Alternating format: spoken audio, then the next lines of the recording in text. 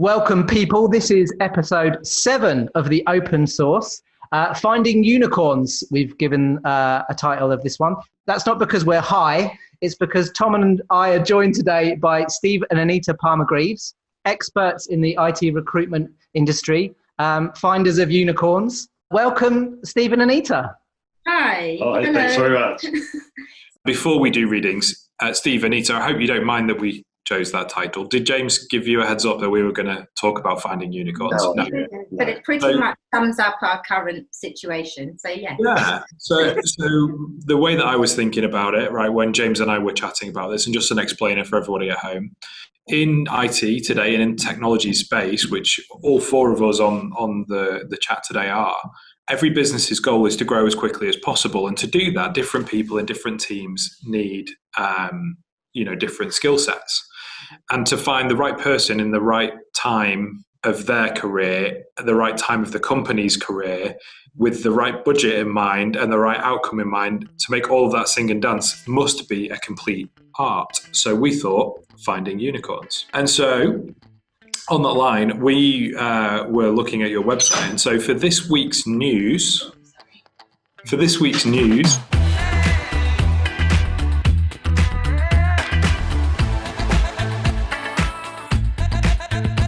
I'm going to share this blog post from your website. So, how do you recruit without meeting a candidate face to face? Now, I found this really interesting because actually during this lockdown period, I've onboarded 3 new members in my team alone, 2 of which are in a different country, and I've yet to actually meet them in person. Maybe we can use this to kick off the conversation here. How have you found recruiting people without being able to meet them? One of the biggest things has been a culture change with companies that have been used to physically meeting somebody face to face. And it's taken a while for them to get over the fact that actually that's not going to happen. But once people have got over the fact that you can't do that, it's about involving them in calls like this and getting them to embrace it and embrace technology in a positive way and say, look, you can do it, but you need to put a proper metrics in place to doing it. Having a cup of tea and a chat doesn't cut it any more than it does meeting them face to face. But it's about having a proper structure in place, thinking about in advance, what questions are we going to ask? What do we want those answers to be? But going further in looking at psychometric testing, a really important tool. Love them or hate them, they have a place. Even more so now. Yeah. Even more so. And I always say to people, you know what, they're not the answers to the problems. They'll give you a guide. And that's interviewing people. You're just checking along the process, because when you first look at someone's CV, you know pretty much have they got the skills or the experience to do the job and all the qualifications. And the rest of it is conversation and checking along the way. In an interview process, I almost find that I'm trying to look back now that you don't actually spend an awful lot of time looking at expressions and reactions to questions. But now, are you kind of picking up on signals that you probably wouldn't normally do from face to face? What you find is that because generally people are in their own environment now when they're Zooming, they're not going out to a coffee shop or anywhere like that, they are a lot more relaxed. Right. And you learn more about them. So like those interruptions, there's a door shutting, bear with me a minute, I need to get, So you're finding out a lot more about them and their sort of home life. So it's definitely, I think it's a lot more personable and it's a lot more flexible. It doesn't mean travelling an hour and having those nerves of finding the place. When we prepare our candidates for interview, they know exactly where they're going to park, which number bell they need to ring, all of that, whether they need to sign in. So they know all of that anyway, whereas now that's all gone and they can actually focus a lot more, again, for the want of a better phrase, with the job in hand. It's about getting on with proving themselves, but giving the client a better picture of them as a whole person rather than just an interviewee. Yeah, that initial hurdle that Steve spoke about, it's more clients from a client's point of view, because for candidates, we've been Skyping and FaceTiming candidates for probably 4 or 5 years now. So for us to get a candidate to give up 2 hours of their time to meet with us has been impossible. So for us, that flexibility of evenings or weekends and having that FaceTime is perfect. You know, we're not expecting them to take a half day off work to meet with us. So that side of it, the candidate side's been fairly easy, but the clients were very adverse to it, you know. But how we've overcome that as well is that final stage. They do go in. They have to go in because the candidate wants to know what it feels like, wants to know what the office looks like.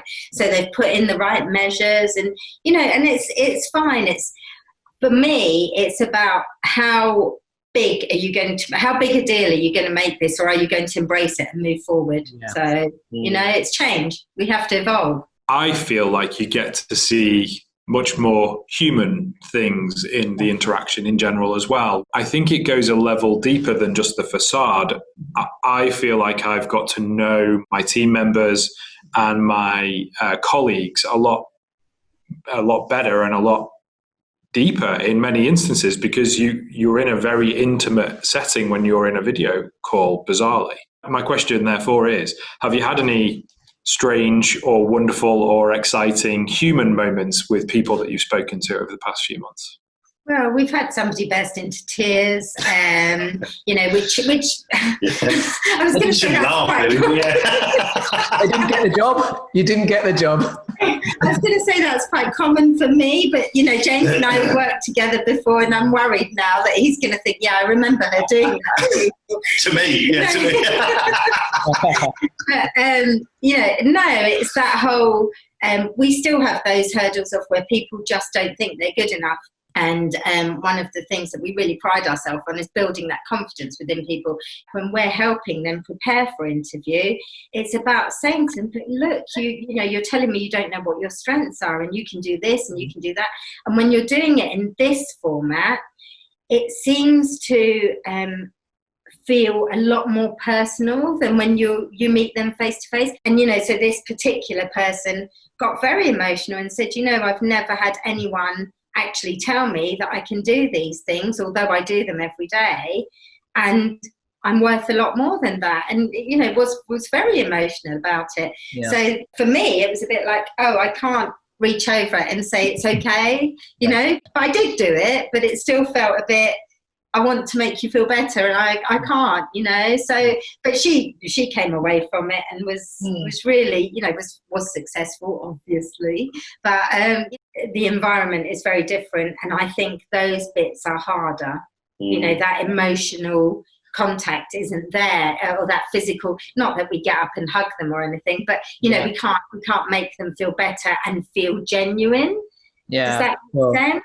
I feel like those efforts haven't really changed, you know, long term. But if you rewind 20 years ago, when IT, there was kind of loads of Oracle financials roles and loads of dev roles, people were paying silly money. And then you fast forward to now, what's changed out there trend wise? What do you like and what don't you like? That's where I started. It was all contractors, Java, VB.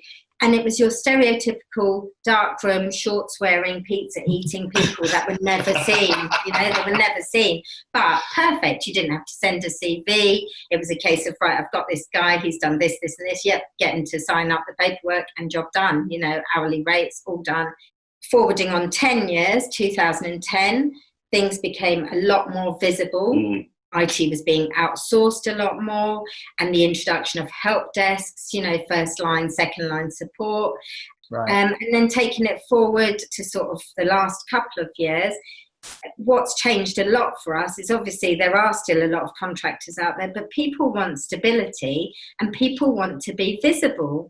Although the skill sets are still very specific, there's a lot more of them because of the ever-changing technology and you know, the advancing of different apps and things like that.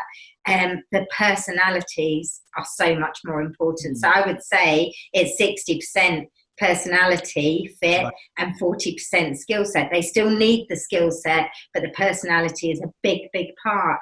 But for us, it's just about doing what we do best, making sure that we get that personality fit right, because ultimately we still are on the candidate side. We need our clients to run our business. But for us, our candidates have to be going into the right businesses for our clients to get that retention and that longevity. It's still all about people. Definitely. Yeah. Personality. Everyone says that. The person can have all the skills in the world, but if the personality is not right, it's never going to work. No. Never going to work. Do you think, on that note then, that, it being more about personality, that not only hiring managers and organisations are aware of that, but the candidates themselves, compared to maybe 10 or 20 years ago, are becoming more aware of their own personal brand? Definitely. With social media booming, it's about what people see you. How do people see you? What's their perception of you? A lot more of our hiring managers will look at Facebook profiles, will look at LinkedIn profiles, because it's important. But also, I'd say probably 40% of IT candidates are going through kind of redundancies, a bit lower than that. But the majority of them, they now realise that, you know what, I want the work-life balance. Yeah. I've been working from home. I'm able to work. I'm able to work remotely. I can do this, I can do that, and I'm still getting my work done. Why do I have to traipse an hour into London to do my job? Why are you making me do that? I'm set up. And I'll come to my next bit in a minute. But yeah, don't know what you asked me, but I haven't spoken to another adult for 5 months. Is Steve an adult? Yeah. What's the one thing that you've loved about the past sort of 4 or 5 months, and what's the one thing that you've hated? Wow. Okay. I'm going to go first. Go on then. Ladies first, remember, Steve? Okay, so what I've loved is having the time to reconnect with my daughter, who's at school and now going into year 3 in a couple of weeks. And obviously, Steve and I being able to be together more with her, that was great. But the uncertainty I hated, because for the first time in 13 years, I thought, are we still going to have a business? But we have Steve, and he's pulled it out of the bag again. So, yeah. Well, I think the other thing that compounds that, because I think a lot of people have been going through the same thing around, economic stability combined with financial security, right? And then you add in the layer that everyone's at home. And I think that's where sometimes it can be quite isolating, and you don't have people immediately ready to listen to you and to talk to you and to reassure you as well. And it sometimes can compound those anxieties, I think, anyway. The biggest one was the lack of control.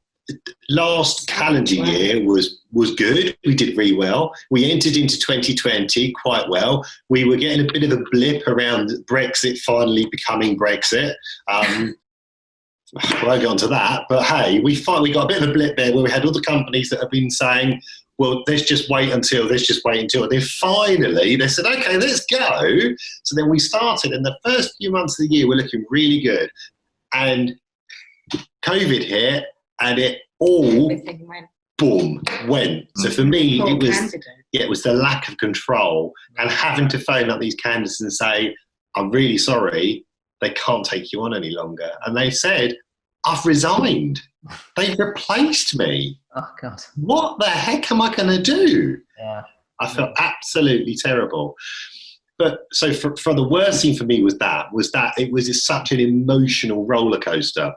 The positive side of it was great having more time as a family to spend. But in the back of your mind, I'm very aware that I've not earned any wages. Yeah. We tried to sort of make the most of those times together, and we've learned a lot about our daughter, as Anita mentioned, and it's like we've restarted our business again. We have. Isn't it? We have. It gave us an opportunity throughout this to reconnect with companies and just have a conversation with them. And also supporting other recruiters, because we've seen a lot of independents go. They've just gone, and that's really sad for us. So we've been speaking to our other recruiter friends, making sure that they're okay. Is there anything you want support with, or we can support you with? Not vacancies, but just other ideas. What are you trying? We're trying this. Why don't you give this a go? Yeah. And it's been that side of it's been really nice. It's been really lovely. when me and Tom started this this show.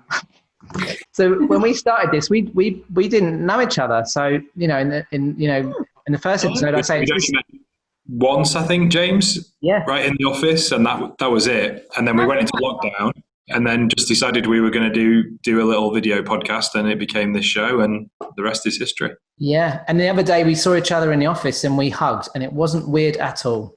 James likes that hug, Tom. On that bombshell, I'd like to